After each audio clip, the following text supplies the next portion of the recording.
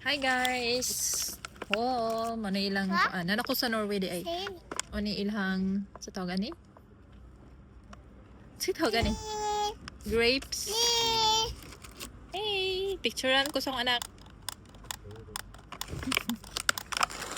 Tapos frozen nga broccoli o kuan, cauliflower. Deodorant. Sa caviar, lami daw ni. So ni, cappuccino, iced coffee, then chocolate drink sa akong anak. Tapos na ako'y kuan diri. So ni ham. Tapos na po ko'y kuan murag hotdog. O kani kuan murag ni siya kuan. Sardinas. Tapos butter, lactose free, kinaglain akong tiyan. Ug maulang to guys, 600 kroner. 60. 660. 660. Mga $7? $70.